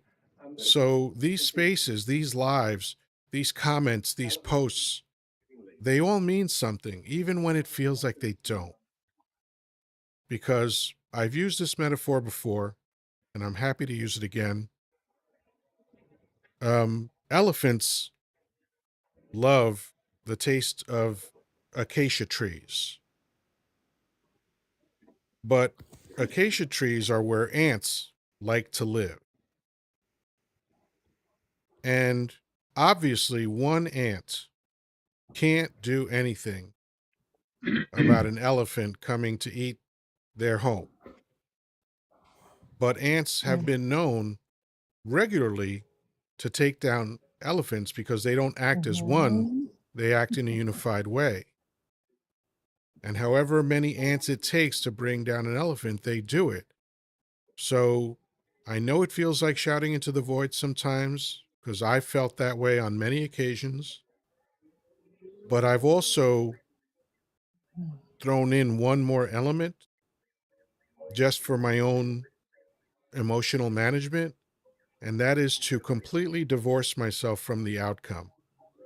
I can't control the outcome. I can only control the effort that I put in. So for all you people that have never posted because you're too shy, it's okay. You know, maybe one day you'll work up to doing it. You know, you don't have to be on camera. You can make faceless videos. I've done plenty of videos where it's just my voice, right?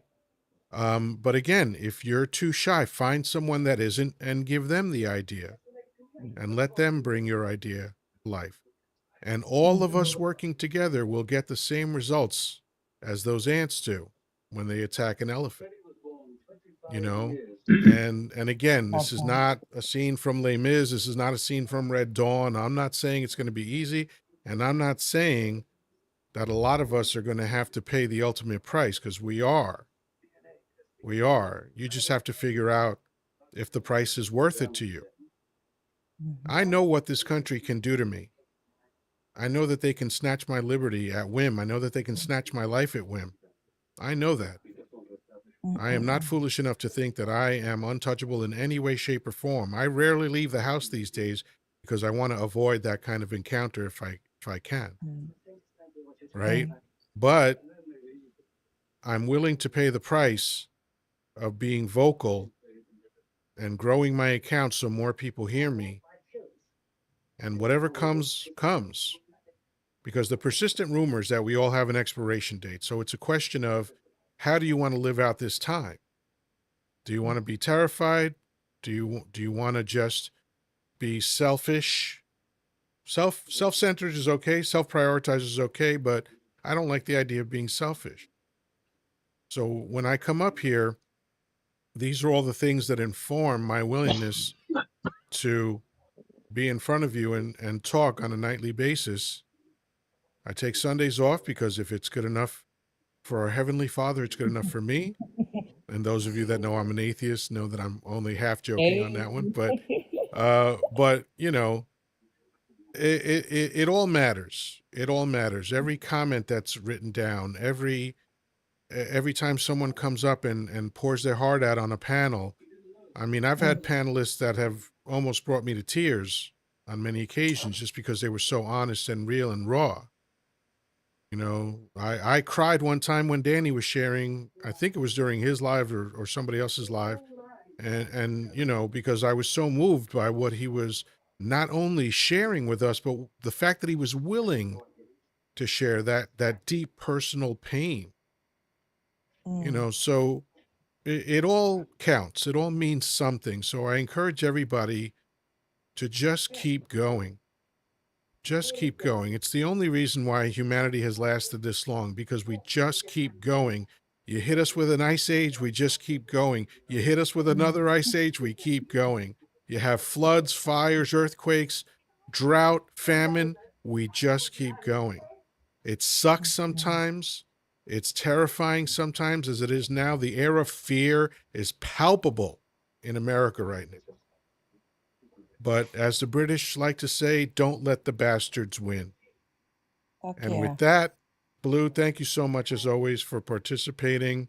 I always Love you, appreciate the Yoda. things Thank that you you have for to this. say, and I appreciate your support. And I always look forward to hearing from you. Have a great night. Thank you for the space to be free when things don't feel free.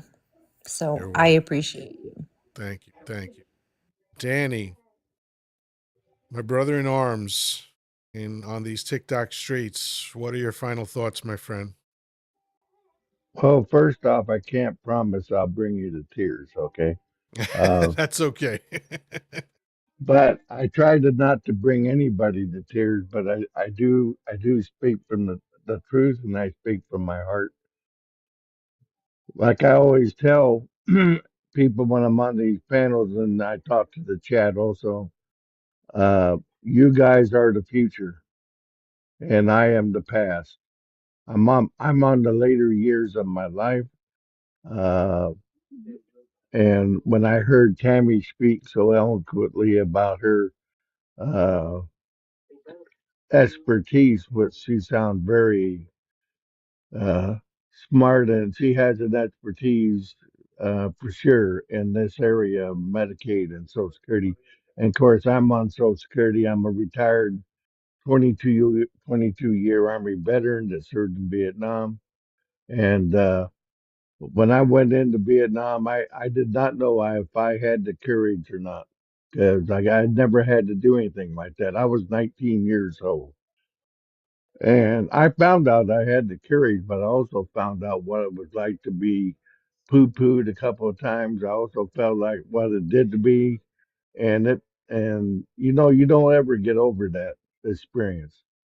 We have a way of putting it back in the back of our mind to a degree, but PTSD is real, and you never know what's going to trigger it. I'm hoping that what's coming up in my future with Social Security, which I worry about, is it could trigger that, and I can't. I'm not responsible for what happens if I get triggered. I hate to say it, and I don't care anybody that served in combat and served in the military.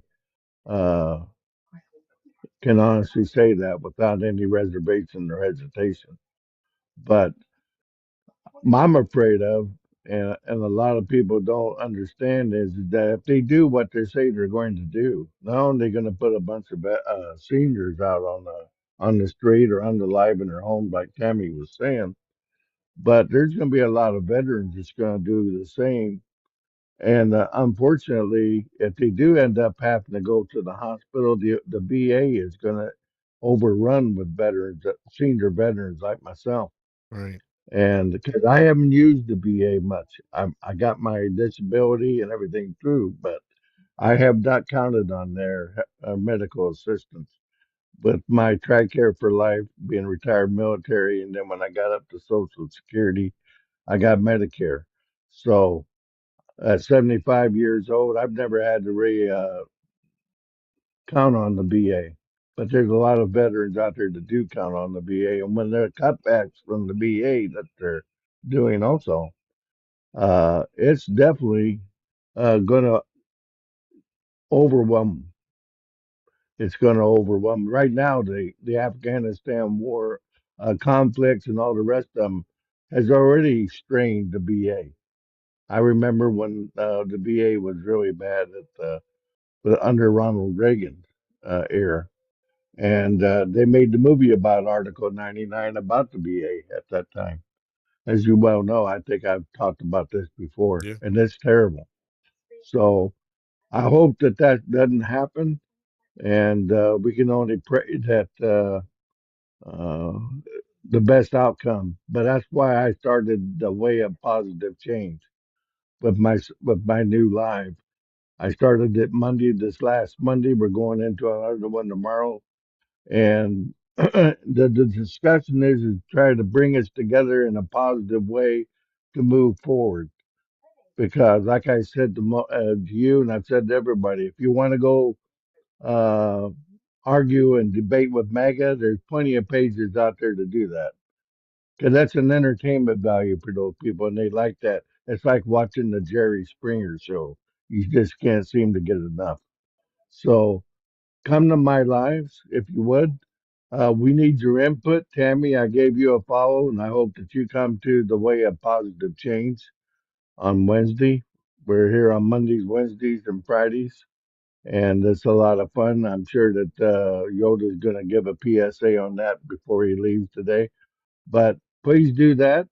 I really appreciate everybody's input. This was a great panel, and as I used to say, on the icing on the cake, Tammy even lit the candles. It was excellent. She did an excellent job, and I'm looking forward to you posting a little clip of her of Yeah, that'll be up I think that was tomorrow. excellent idea. Yeah, I'm going to do that tomorrow. Um, so just so you know, Tammy has suggested that you reach out to her because she said there might be some loopholes that you can take advantage of. So please do that. And Okay, so, yeah, good night. And I'm going to definitely do a couple of PSAs. So thank you so much, as always, for being here, Danny. thanks a lot, and I'll see you tomorrow, or I'll probably talk to you. You never know, we talk often, so Yeah, I'll yeah, definitely see you tomorrow, though. yeah. All right, excellent. Thanks a lot. All right. So Danny mentioned that we are the future and he is the past. But I want to just let you know, Danny, you're also the present. You're here now. And you are such a valuable resource to the world, to the world. And I have the distinct honor of having access to you privately, being able to text with you and talk to you. It's invaluable to me. So I get it that the clock is ticking for all of us, but you're here right now. And thank goodness for that. I respect you immensely, and I'm so honored to be part of your life. Folks, this has been astonishing. For anyone who's not following Danny, please, please do yourself a favor. Do yourself a favor. Follow Danny. His live shows are amazing. We have real conversations, and this relaunch and rebranding that he's done is beautiful. We need this. We need these spaces. At the end of the day, we have to figure out how to get through this. And my concern is that it's going to get way worse before it starts to get better. So we're going to need each other. And thankfully, I have stumbled upon a TikTok family that I never imagined would happen. I'm a social media hoe. So I'm going to blast myself on every fucking platform that comes up. I'm even on an audio platform in India. That's not even a joke. Okay, because whatever avenues you give me, I'll take them. I'm fine with it. So that's why I joined TikTok. Oh, it's a new platform. Let me do it. And I didn't know what the fuck it was when I first was looking at it, and I didn't put much time and effort into it. But last year, it all changed. Last spring, summer, I started finding my voice. And just so you know, TikTok is the only platform that gives a shit about me in the slightest. I can't get arrested on any other social media platform, and that's fine. That's just luck of the draw. But for some reason, I've got over 12,000 followers here, and more importantly, a tiny group of people who are loving, kind, and supportive, giving and caring. And in my personal life, that's the only thing I'm interested in. There is literally not one human being in my inner circle who disturbs my peace. No negativity, no pettiness, no bullshit. It's all, let's get through this thing together. So, what a delightful bonus that I was able to replicate something like that on TikTok. You know, this is part of my therapy. Coming up here helps me. If you get any benefit from it, that's a beautiful thing. And all I can commit to you is that for as long as I can, I'll keep doing it. I don't care what the numbers say. I'd be having this conversation if there were 2 people in here. If there's 20,000 people in here, it'll be the same conversation. So, with that, thank you, you beautiful people, for all of the likes, all of the shares, all of the comments, all of the gifts. I love it all. I appreciate it all. And as I mentioned, how I feel about my time, that it is my most valuable commodity, the same is true for you. So the fact that you choose to spend your time with me is something that I will always be grateful. So with that, peace, love, and granola. Have a great night. With any luck, we'll see each other soon.